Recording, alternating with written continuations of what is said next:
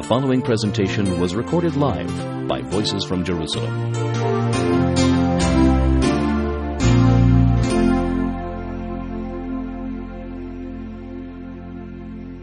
Second to last class, I want to do today, we're going to do, hopefully, talk about Zionism, what's going on in Israel up until the War of Independence. In the last class, we're going to talk a little bit about, again, very brief overview of the last 50 years of the State of Israel, the major historical events, and then I'm going to just do a summary at the end for the second class.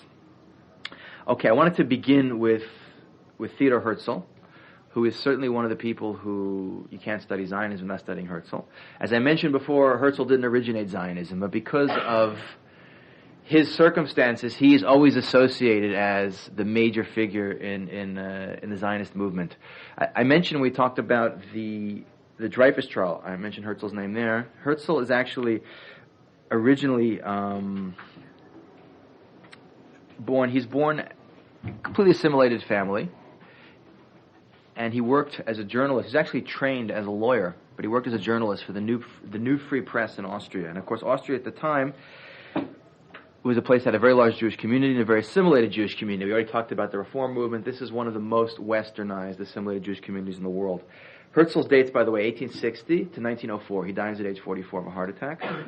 He's really one of the major, in my opinion, he doesn't get great press in some circles of the Jewish people. I always refer to him as one of the real tragic figures of modern Jewish history. Tragic because he's a person who I don't think really ever understood what he really was coming from. His total lack of Jewish background definitely left him sort of blind. But he's also a person, to be fair, who gave everything to the Jewish people in his own way. As ignorant as he may have been, he's a person who literally bankrupted himself and died very young because of his complete Mesiras Nefesh for his cause. He is really a very driven person, and his whole family is a tragedy. By the way, he married a woman, Julia, from a very rich Austrian Viennese family who was not Jewish. She had some sort of something in the family is not. We don't know exactly what, but for sure, like a Reform conversion. She wasn't halachically Jewish. There's definitely some scandal involved in his marriage. So his kids aren't even Jewish. His family is a disaster from beginning to end. When we talk about after his death, I'll talk what happened to the rest of his family. You can see what a tragedy is. But Herzl's big reawakening, being someone who is completely unaffiliated, is of course the Dreyfus trial in 1894. And as I mentioned before, he was shocked to see that the crowd is shrieking, "Death to Jews!" And he came to this realization, and he had contemplated previously. Actually, early on in Herzl's career, there's actually, this idea that he had even thought about the idea of the solution to anti-Semitism was the mass conversion of Jews. This is before the Dreyfus trial. And he had some coming from no real Jewish background, not a large amount of Jewish pride here. But the Dreyfus trial is definitely a watershed in Herzl's life, realizing that the Jew will not be accepted into European society. And he goes on to write a book called Der Judenstaat, the Jewish State, which becomes, and it's very interesting, you should get a copy of the book and read it. It's very interesting to read because he has these sort of fictional, idyllic descriptions of Jews sailing on the Dead Sea and the industry, and some of which actually has come true, which is quite interesting to see. But he's going to become the driving force. Now again, Zionism is not his invention, but Herzl has some unique attributes that put him in a position to become the key player. Number one is he's Western European, not Eastern European. Okay, which is very important, coming from a more enlightened part of the world, being very well educated, marrying into a wealthy family, had money, he was a journalist, he had political connections, he was well educated, he was very impressive looking, he was a tall man, everyone's seen pictures of him, they always had the profile with the beard. David Ben-Gurion, as I mentioned, David Green from Plunsk, Poland, met Herzl early on at the turn of the century, and he said that people called him like Moses. Very, very uneducated Moses by Jewish standards, but in terms of Jewish knowledge, but he had a bearing and a sort of a regal stature to him that was very impressive. He spoke well, he looked well, he acted well, he knew how to move in the right circles. And which doesn't mean, by the way, that he has the backing of all the other Zionists. He's constantly at odds with Eastern European Zionist leaders, as we'll see in a minute. But he's going to rise to a position of prominence. And he, in 1897, is going to convene, in August 29th, 1897, convene the first Zionist Congress. I already mentioned the Katowice conference that took place previous, but this is the real first Zionist conference, which was supposed to be held in Germany, but is held in Basel. Why was it held in Germany? Because in a rare show of unity, the only one I know of, both the Orthodox and the Reform put up tremendous pressure not to have it, for very different reasons we'll talk about in a minute. But it moves to Basel, Switzerland. So there's 197 delegates from 16 countries. And in it, and you can read the minutes from what happened, the initial Zionist policy is formed. And this is really the major event in terms of the reestablishment of the State of Israel, this conference. And there's going to be many other Zionist conferences. When we think of the Basel Conference, that's the big one. And I want to just quote you. Herzl said, after Basel, he wrote in his diary, it's a great quote. This is from Connor Cruz O'Brien's book, The Siege, which is an excellent book to read on the history of modern Israel and Zionism. This is what he says in his book, and it's very ironic. He says, were I to sum up the Basel Congress in one word, which I shall guard against pronouncing publicly, it would be this. At Basel I founded the Jewish state. Perhaps in 5 years, but certainly in 50, everyone will know it. 50 years and 9 months later, the State of Israel was formed. Not that Herzl was a prophet, but you can see he certainly put into motion... sorry? You say that Herzl was not a prophet, but a 9-month spread... I mean, that's pretty good for not being a prophet. No, he's not a prophet. I mean, clearly. But he's not. He's not like a Jew. But he clearly had a vision. There's no question the man had a tremendous vision, a tremendous drive. And he works tirelessly. He met everyone. He met the Kaiser. He met the Sultan. He met the Foreign Minister of England. He met Victor Emmanuel. You name it, he met him. He comes in. He meets the Kaiser. He comes to Israel and meets the Kaiser when he's here in 1898, I believe, which is at the same time when they build the Augusta Victoria Hospital on the Mount of Olives. And, of course, the Kaiser kind of blows him off. Herzl tells him, it's a great line. Herzl says to him, we need water. And the Kaiser in Israel says, you guys need water. And Herzl says, yeah, we need a lot of water. It'll cost millions of pounds, whatever. The Kaiser says, you Jews have plenty. So it's interesting. Even at that time, they already had an idea that Jews are controlling the world's economy, But unfortunately, Herzl dies in 1904 after, I think it's the Sixth Zionist Conference. He has a heart attack and dies. Bankrupt. He spent all his money. He just drove himself into the ground. He really gave his life for the cause. His wife, Julia, who sort of tries to take over unsuccessfully, she dies at age 35. His 3 kids, it's a disaster story. One of them converts to Catholicism. One of them commits suicide in Washington, D.C. in 1946. He has no direct descendants left. His family is like a tragic family. Really is. There's no direct descendants? No, there's no direct descendants of Herzl left. They're all... I mean, it's just like it's terrible. No Jewish descendants. I don't know if there's any non-Jewish. There's no Jewish descendants, for sure. But then again, his kids weren't Jewish in the first place anyway because of his wife's background.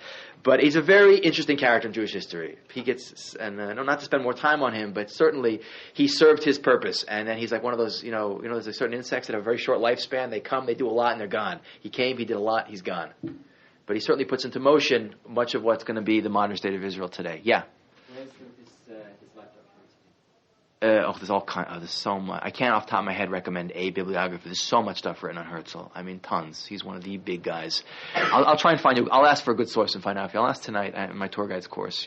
What's the best book on Herzl? He, by the way, his body was brought to Israel.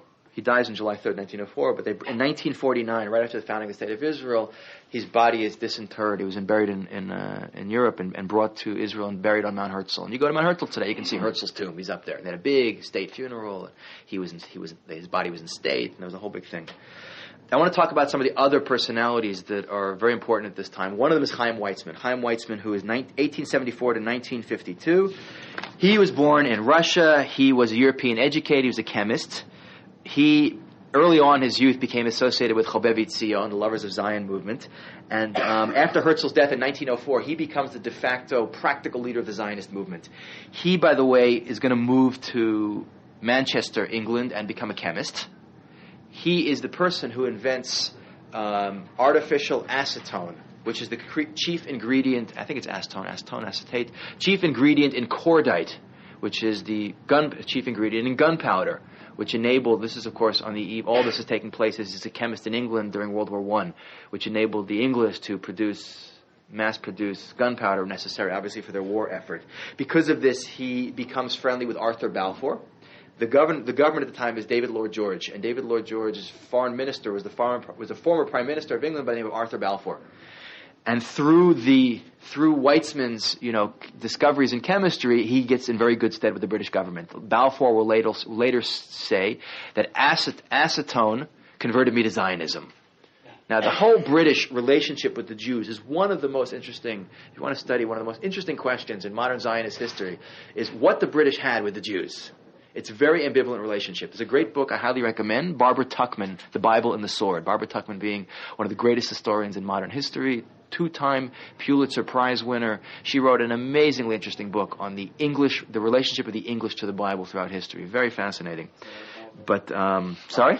Barbara Tuchman, Tuchman. She's a professor of Jewish woman who died in the 1980s, professor of Jewish history at NYU.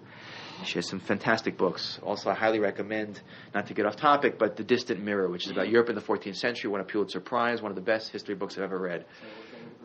The Bible and the Sword. Then there's the March to Folly. March of Folly.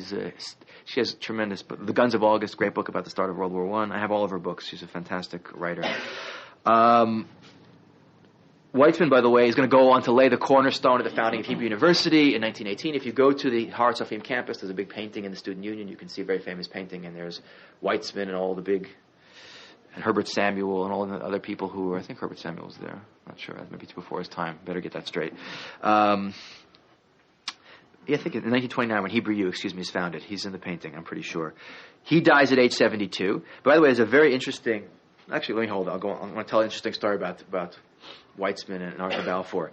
Another significant leader is Achad Ha'am, whose name is Asher Hirsch Ginsburg. His pen name is Achad Ha'am.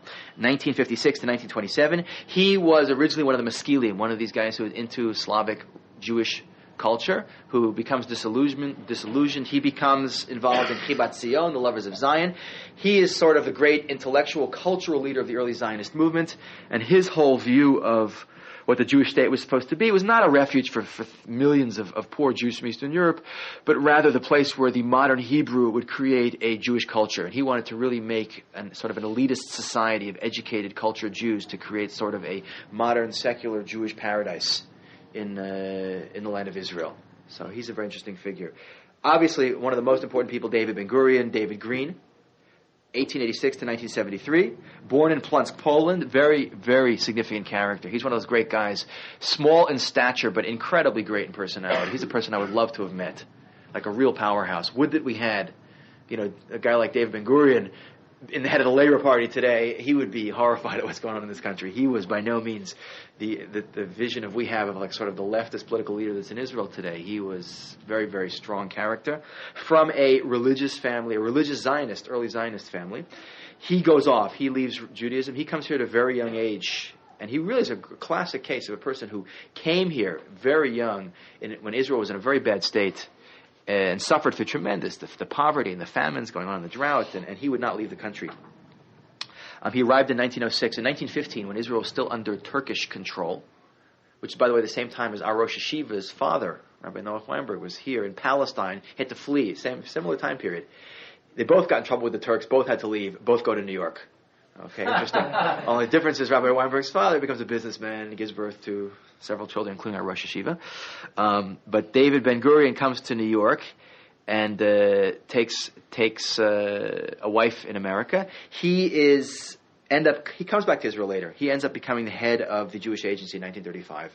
And he becomes the first prime minister of Israel in 1948 when Israel was declared a state. He reads the Declaration of Independence in the Tel Aviv Art Museum, which we're going to look at. The last thing we're going to look at today is the Declaration of Independence of Israel. Hopefully we'll get there. By the way, you notice that all these people take different names. Okay, a guy like David Green becomes David Ben-Gurion. This is all part of the aura of the modern Hebrew that we take upon ourselves. We no longer need the ghettoized names of Europe. We take upon ourselves these macho Zionist names. If you read the great work of Zionist fiction at this time, Exodus, Leon Uris, who, by the way, is a man who has tremendous writing ability, but boy, does he have it in for Arabs and religious Jews. He hates them like you wouldn't believe. But you read like the hero of the book is Ari ben Canaan, it's just like, this is the whole image. All these guys had to. A guy by the name of Shimon Persky, his name is Shimon Peres today. They had to change it. If you wanted to make it in the mainstream Zionist establishment, you had to take on this new name, because this was part of the transformation of your image from the ghettoized Jew of Europe to the modern Hebrew of the land of Israel. So this is all part of the image, and all these guys will take on these many very biblical-sounding macho names. Now, the question is, what's the reaction to this whole movement? We see that by this period of time, by the early 20th century, the Zionist movement is overwhelmingly being run by Eastern European, secular Jews. Many of them are these maskilim. The reaction The Reform reaction is very anti. Reform Judaism, as we see clearly, it's not a great secret why. These were people who were moving totally in the direction of assimilation and being accepted by European culture. Their ultimate nightmare would be the reemergence in European society of a class of Jews who viewed themselves as going back to the land of Israel. Remember the documents we read? We deny Hebrew, we deny national Jewish identity, we are Germans of the Mosaic persuasion.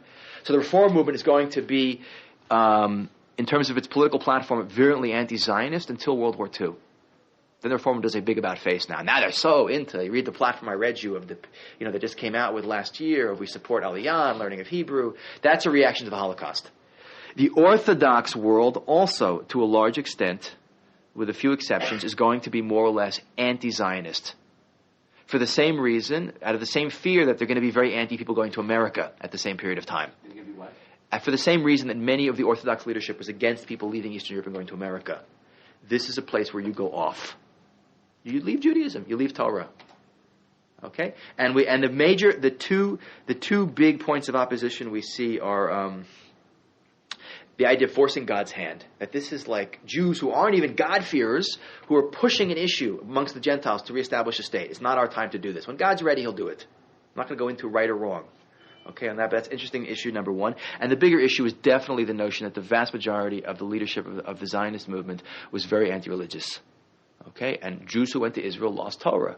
And in the mind of the rabbis, it was better you stay in Eastern Europe and keep Torah than go off. And I want to read you. This is Tzaddik HaKohen Rabinowitz, who's the Tzaddik of Lublin, 1823 to 1900. He's a big scholar, Talmudic leader of Lublin in Poland. This is his, and this sort of typifies the reaction of the ultra-Orthodox world towards Zionism. It says, we surely know that if we were believers and truly trusted in the salvation of the Lord and were observers of the commandments of God, we would even today be dwelling in our holy land. Why did the land perish? Because they abandoned my laws which I put before them. It has already been made clear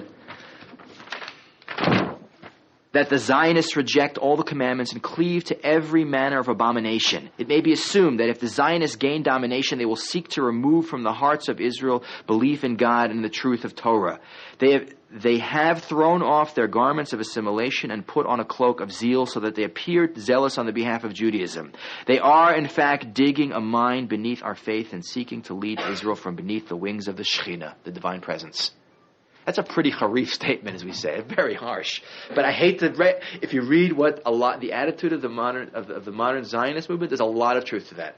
The famous quote attributed to Ben Gurion I don't know if it's true or not, but I've seen it said in many places, that the Zionist dream will be fulfilled when a Jewish policeman spends all night in a Jewish city arresting Jewish prostitutes. What's the image? The image is of when we achieve normalcy, like everyone else in the world, our own state with our own national identity. That's normal. That's obviously not the image of the traditional Jewish viewpoint of being a free people in our land and a holy people keeping Torah. And the point being made is obviously is legitimate. The notion that we were thrown out of the land for not keeping Torah. So we have to appreciate. I'm not judging any sides here, but we have to appreciate that there was definitely truth to the fear of Jews going off. And there's definitely, from the traditional Jewish perspective, the reality of our ability to stay in the land is contingent on keeping Torah is very, very true. Now, what the point is, and it's very important to focus on, that if you look at the overall focus of what the early Zionist movement was trying to accomplish, clearly it was to create a national Jew, as I mentioned before, the Hebrew as opposed to the Jew, with a secular Jewish culture, which is why we have reemergence of modern Hebrew literature. Now, granted, my personal opinion, secular Jewish culture is an oxymoron. What is secular Jewish culture? So that's a problem, for sure. And we see 50 years later, 100 years later, how that problem has manifested itself. And we see a lot of problems in the modern state of Israel that have come out of a desire to create something which really never did come into creation. But by the way, another very positive side of the Zionist movement was the notion of Jews getting out of Europe and getting back onto the land and working and building a country. All the early settlement we see in the land of Israel is agricultural settlement. You see Jews, chibat zion, learning how to farm again. This is not a thing Jews were allowed to do for hundreds of years in Europe. They had to learn how to reclaim the land and build the land. And we see the tremendous number of dozens of settlements springing up at this period of time, late 19th, early 20th century. Primarily on the coastal plain, as I mentioned before, where land is available because there's no Arabs living there. And also in the Hula Valley area and in the Galil, a lot of Jewish land is going to be purchased from usually absentee landlords. So there was definitely the idea of the new Jew who takes control of his destiny, creates a new national identity, reclaims the land, not the passive Jew in Europe, right? Not the Jew who's slaughtered passively, not the Jew who ekes out a meager living, and not even the Jew who's living in the land of Israel previously, who's living off of the charity of rich Jews like Baron Hirsch or Jacob de Rothschild. Okay? Not Jacob de Rothschild, Edmund. And there's no question in hindsight that they got a lot of things moving in the country. There's no question. There's no question in hindsight. And again, I don't want to launch into my too many personal opinions here because it's especially on tape, and it will be. No matter what I say, it's going to be used against me. But there's a certain extreme. There's a very extreme bunch of ultra-Orthodox Jews in Israel, which is a very teeny tiny minority, which goes so far as to claim that the modern state of Israel is the work of the devil, more or less.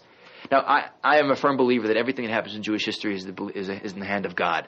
And I firmly believe that this is my personal opinion, that Zionism was something that appeared and had a specific focus, which was to get the Jewish people moving. There's two great events in the last 100 years that have caused the state of Israel, the Holocaust and modern Zionism. Without one or the other, I don't think it would have had it.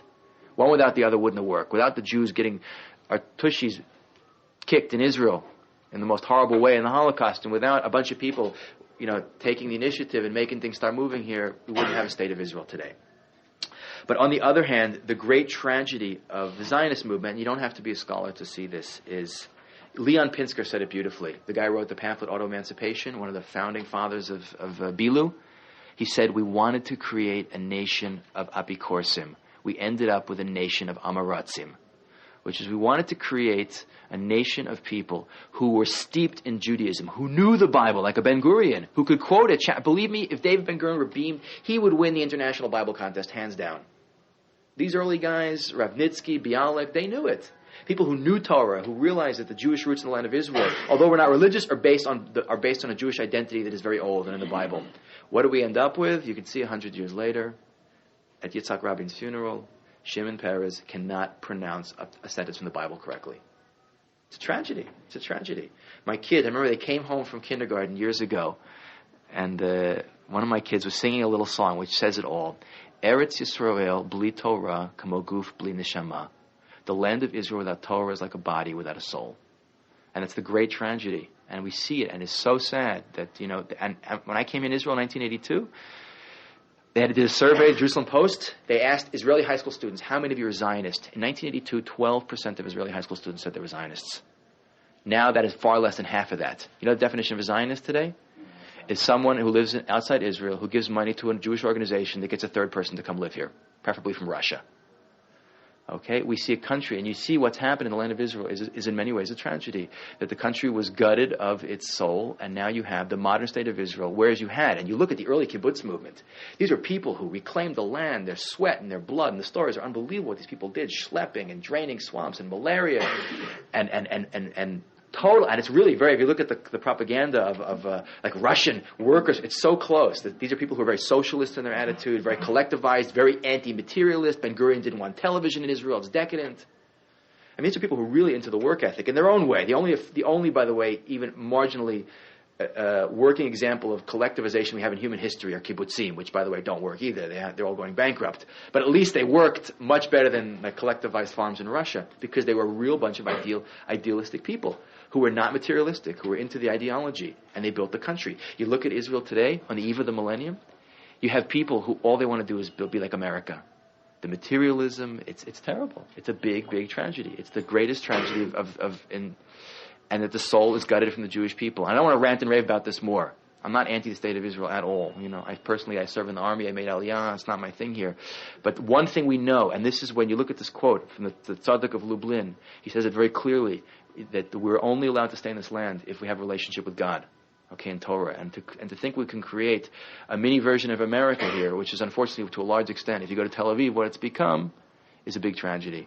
The biggest, if you look at Israeli advertising, the biggest, I would say, compliment you can give to anything is Kamo America. Like America. I personally didn't come here to be in a little version of America.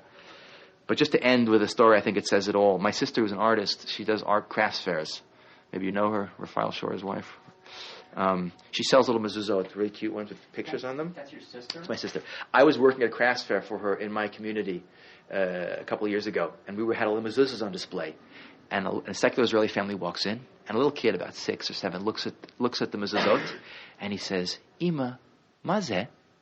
And she says, Zot mezuzah. She says, Mommy, what's this? He goes, and the mother says, it's a mezuzah. And the kid says, mazeh mezuzah? And I was like, oh my God. That says it all.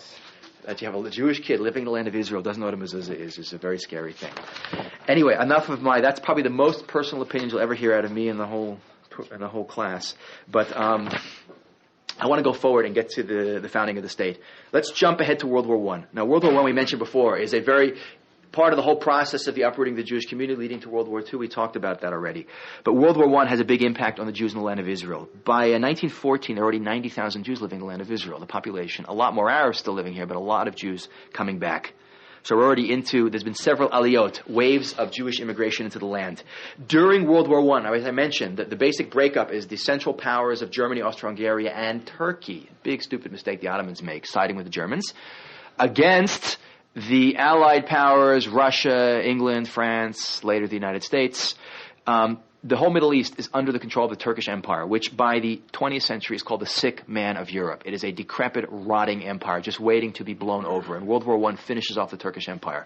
It was basically being propped up by the British and the French to keep the Russians from getting into the Black Sea. And God forbid they were afraid the Russians would get in the Black Sea, then they would have a warm water port to the Mediterranean. There's a lot of interesting things going on that I don't want to get into.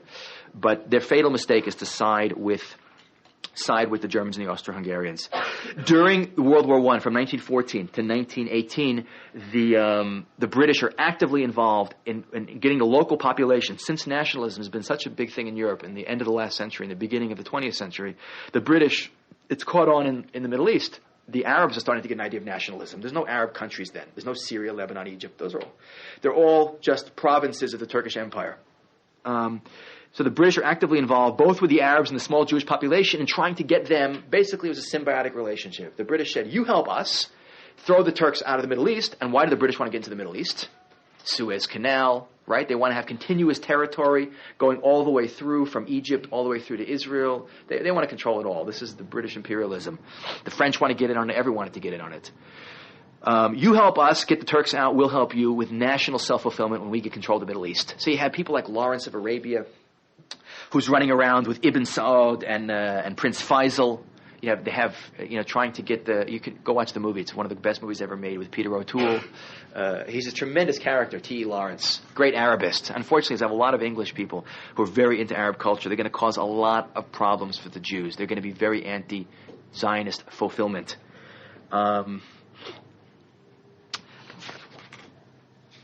Another thing you have, which is very interesting, I'm looking for my story here. I may have passed it, so maybe I'll go back and read it. Let me just stop there for a second. Very interesting. The British are also courting the Jews, by the way.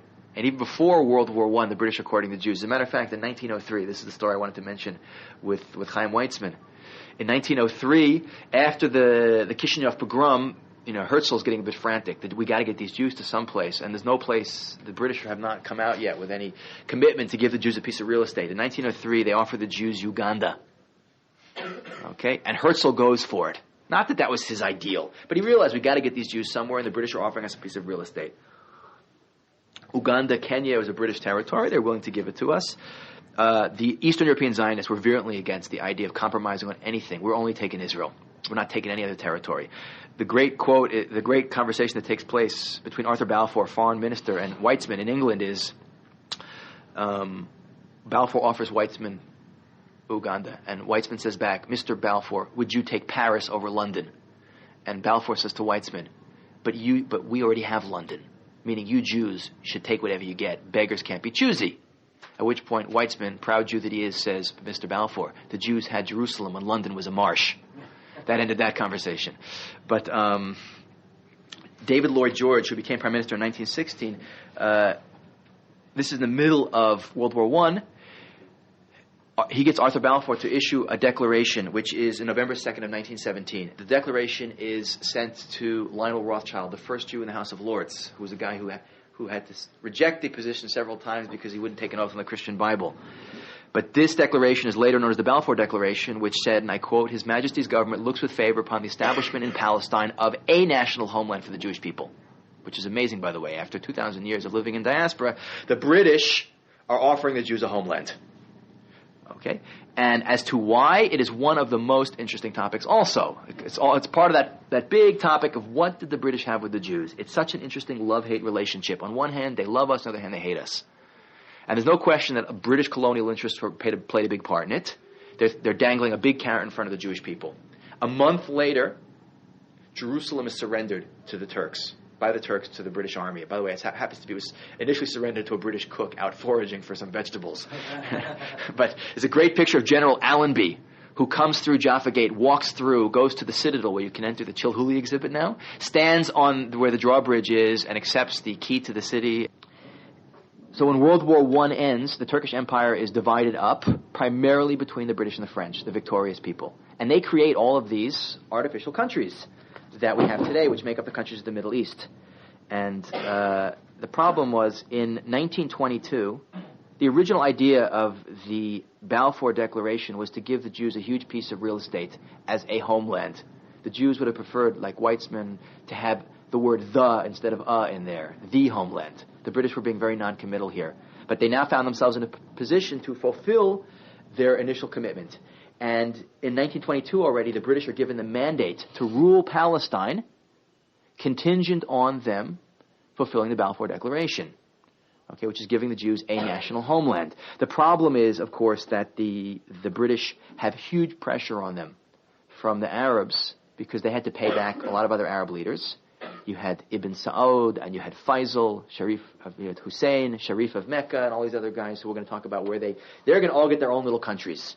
So what the British do in 1922, they start a process of issuing a number of documents, all of which are going to be called white papers. And white papers were policy papers of the British government, which almost always were anti the Balfour Declaration. There's clearly a British bias against the Jews, and it comes from a number of things. It comes from, first of all, just outright anti-Semitism. It comes from oil, which is going to become a big issue now at this period of time. When the Arabs had it, the Jews didn't. And it's a general attitude that the English have, which is very, very arrogant, by the way, which I want to read. This is a great quote I wrote from Connor Cruz O'Brien. This is a British soldier talking about, this is because the British were so obviously, one-sided towards the Arabs. This is such a great thing. It says, the Jews are so clever, and the Arabs so stupid and childish. It seems only sporting to be for the Arabs.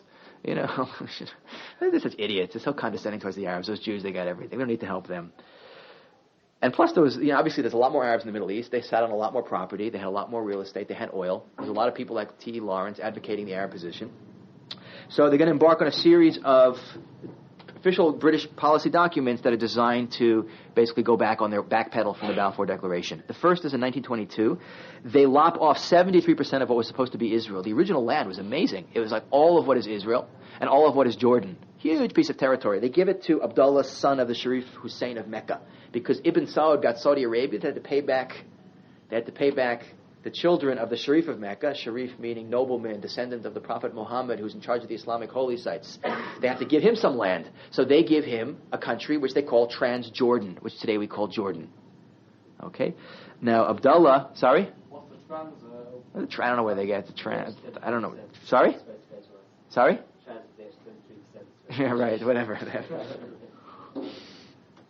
And also, we start seeing, right at this period of time, within a few years, as the Jews start to come back in large numbers, the Arabs start freaking out. And there's a lot of anti-Jewish riots. In 1929, there's numerous riots. There's in Sfat and in Hebron, about 200 Jews are killed. Okay? And this is going to trigger what is going to be a lot of violence back and forth, mostly Arab towards Jew, but also Jew back towards Arab. In 1936 to 1939, in 1939, Malcolm McDowell issues a white paper. This is when Hitler's already in power. This is right before the end of World War II, which is going to limit Jewish immigration to 75,000 Jews over 5 years, which is slamming because the Arabs are putting huge pressure on the Jews. The Arabs are putting huge pressure on the British. Stop letting Jews into the country. So just as the Jews are being locked out of every place in Europe and have no refuge from Nazi persecution, so too Israel is going to be close to them more or less. 75,000 Jews is nothing. This is going to trigger what's called Aliyah Bet, which is the attempt by Jews to illegally run the British blockade and enter the land of Israel, which, by the way, is overwhelmingly successful. I've asked historians, they say about 90% of the Jews actually got through. But the most famous Aliyah Bet story is, of course, the Exodus, which takes place after the Holocaust, that ship. But you have ships crowded with Jews, some of which unfortunately sank. The British would capture these ships and send the Jews back or put them in camps. So it was a very nasty situation, especially after World War II. But we see that basically the British have pretty much backpedaled and have closed the doors on Jewish immigration to the land of Israel. In 1936 and 1939, there's going to be the first intifada in Israel, led by a man by the name of Haj Amin Husseini, who was originally appointed as the Mufti of Jerusalem by the British. They appointed him, but he's virulent, anti-British, anti-Jewish, big Arab nationalist, anti-Semite. He, by the way, is going to flee the British when he leads an intifada in 1936 to 39, in which over 2,000 Arabs are killed, by the way. The British, who are always condemning Israel today for what's going on here, they leveled Arab villages. They would sit there, any Arab village that wasn't cooperating, they'd bring in a couple of howitzers and just shell the village. They killed thousands of people. They arrested people. Haj Amin Husseini has to flee. He goes to Europe during World War II. He becomes an ally of Adolf Hitler. There's a very famous picture for meeting Hitler. He goes and raises a Bosnian. The Bosnians, those guys, they're not so nice to the Jews, you should know. He goes and raises a Bosnian SS unit for the Germans to kill Jews in the Balkans. And he dies in 1976, by the way, at a ripe old age. But it doesn't mean, by the way, that all the Arab leaders are anti-Jewish. The general Arab attitude towards the Jew is not positive. It comes from an age-old, as we talked about Islam, the view of the pan-Islamic view of the world, dar al-harab, dar al-Islam, that the Arab world is meant to, the Islamic world is meant to control the whole world. That which was Islamic and has now been taken over has to be reconquered. So the notion of any kind of presence that is non-Islamic in the Middle East is going to be unacceptable. But on top of that, the notion that Jews, dhimmi, right, the second-class citizens who always lived under our thumb, even in the land of Israel for the last 1,300 years, should now be in a position to have any kind of permanent presence outside of Muslim control is unacceptable. So when you combine that with modern Arab nationalism and the fears of being thrown out of their land, which were legitimate fears, there's a lot of Jews coming in here, you get an explosion of anti-Jewish violence, which, by the way, was not... I've met Jews, old Yeshuv Jews, who lived here prior to the state, and they talk about how there was definitely separation of Jews and Arabs, but there was, but they lived together basically in peace. And there was interaction business-wise. The real hostility only explodes when the Jews come back. And the big rise in the sudden Arab interest in Israel and how important it is going to explode at this period of time. Some other question? Yeah. You said this is basically a question about, you say there, the Muslims' belief or the Arab belief. Muslim. The Muslim belief is that Jews would be under their thumb and everybody, they run the world. Isn't the Jewish belief the same thing in the time of Mashiach? No, not the Jews run the world. It's the whole world recognizes God. Not the same thing. We don't conquer the world. There's no idea of holy war and conquering worlds. There's only the most superficial similarity. Ideologically, yes, we believe our idea is meant to dominate. They believe theirs. They have a very different methodology of how to accomplish it. By the way, not all the Arab leaders were against the Jews. Two very important people. Ibn Hussein, Faisal I, 1885 to 1933, becomes the king of Iraq, 1921 to 1933. Met Chaim Weizmann. He was a smart enough Arab leader to realize that a Jewish presence in the Middle East is great. Having these educated people with great connections is only going to be good for all of us. Shimon Peres would have loved this guy. The New Middle East, this was the guy who had the vision. Another important guy is Ibn Hussein Abdullah. Abdullah, who's from 1882 to 1951, became the first king of Transjordan. They're both the same. They're Ibn Hussein, the same Hussein Sharif of Mecca. They're both his children. This is the British payoff to both these guys. They gave him two countries. He was very interested in making a peace treaty with Israel in the founding of the state. Okay, he was a very moderate leader. He was assassinated in 1951 on the Temple Mount. He was killed by a Muslim fundamentalist. His grandson, Hussein, who just died, the king of Jordan, definitely also a nice guy by Jewish standards, was there. He was saved because the bullet hit. He was wearing a medal or something, and it saved his life. He was hit by a bullet also.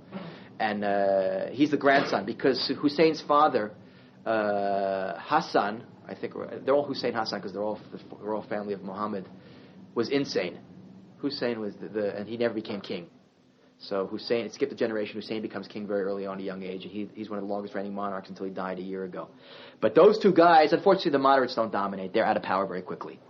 Now, what's the reaction of the Jewish world? The mainstream, by the way, Zionist movement is going to evolve into the Jewish Agency, which is going to be recognized by the British as the Jewish entity that oversees Jewish events in Palestine. Their policy is one of gradualism, not to push the British. And they suffered. The British would arrest them periodically, but they didn't want to openly antagonize the British. There are other people who take a much more sharp stand and feel that, look, the British are turning their backs on us. They're turning us over to the Arabs. They're negating all their promises. We got to take a more active role. One of them is Vladimir Jabotinsky, Zev Jabotinsky, from 1880 to 1940. He's also buried lower down below Herzl up there. I don't know if Ben-Gurion would be happy that he's up there also. Ben-Gurion's not buried on Mount Herzl, by the way. He's buried in Stable Care in the Negev, which is an absolutely beautiful place to visit. If you're ever down the Negev, his gravesite is gorgeous. But Jabotinsky was a Zionist revisionist. He's from Odessa. He was a member of the Zionist executive. He breaks off in 1923, feeling that the Zionist movement is too passive with the English, and he founds the revisionist movement that takes a more aggressive stance. Okay, so he's the revisionist. He is the mentor and leader of a person who's going to be very significant in modern Israeli history, Menachem Begin, 1913 to 1992, who's originally from Russia, supporter of Jabotinsky. He arrives in Palestine in 1941 and assumes leadership of the Irgun, which is an underground offshoot defense organization which worked parallel to the Haganah, the mainstream Jewish defense organization in Palestine, which was defending Jewish settlement. It takes a much more radical approach towards confronting the British and attacking the Arabs, meaning it's an eye for an eye with these Arabs. They're responsible for a lot of bombs and killings. Most important, the Irgun was the one organization in June 22nd, 1946, blows up one of the wings of the King David Hotel. It was the headquarters of the British Army and the British colonial authority in Palestine. They put bombs in the basement. They warned the British to get out. The British, of course, didn't listen. The hotel blew up, and 91 people were killed. The Irgun, everyone was chasing him around. Even today, they refer to Menachem Begin as a terrorist. He was a tough guy, very tough guy. They took their orders from Jabotinsky. They disbanded in 1948. Okay, but this was an organization which sometimes works together with the Haganah. But by 1948 already, all alternative defense movements are going to end. The last one to look at is the Stern Gang, Lechi, which is actually called Stern Gang is how the people don't like them call them, but the organization was called Lechi, which is Lochamei Cherut Yisrael, which is the fighters for the freedom of the Jewish people, which was led by the most extreme of all, which is Avram Stern, 1907 to 1942. He split with the Irgun in 1940, thinking the Irgun wasn't radical enough. Now, he's captured and killed by the British in 1942. Both the Irgun and Lechi would kill British officers as retaliation for Jews, because the British had prices on the heads of Jews who were underground fighters. You had Jews being executed. You have a very famous story of two Jewish prisoners who were in the Russian compound prison who, rather than it was supposed to be executed by the British, and a hand grenade was smuggled into them in an orange, and they committed suicide by hugging each other and pulling the pin of the hand grenade and blowing themselves up so the British wouldn't have the pleasure of hanging Jews. The Irgun did this amazing breakout in Avako prison, in freeing all the prisoners that the British were keeping there. There's a lot going on of Arab terrorism, Jews, counterterrorism. There's a lot of violence going on in the land of Israel leading up to. But there's no question in hindsight that the more aggressive approach of the splinter groups definitely played a part in pushing the British to get out of here. I don't know that they would have done it anywhere near as fast. Okay, so those are the main players. Those are the splinter groups. We got to where I wanted to get, more or less. I wanted to get to the Declaration of Independence, which we didn't get to now. But on Sunday, last class, we're going to start with 1948 and a brief overview of the founding of the state and modern history of Israel, and then a summary of Jewish history. You have been listening to Voices from Jerusalem. For a complete listing of our cassettes, see our web store at aish.com. For a free cassette catalog, email us at voices@aish.com or call toll-free in the U.S. 1-800-VOICES-3. Our main office is at 1 Western Wall Plaza, Jerusalem, Israel. Shalom from Jerusalem.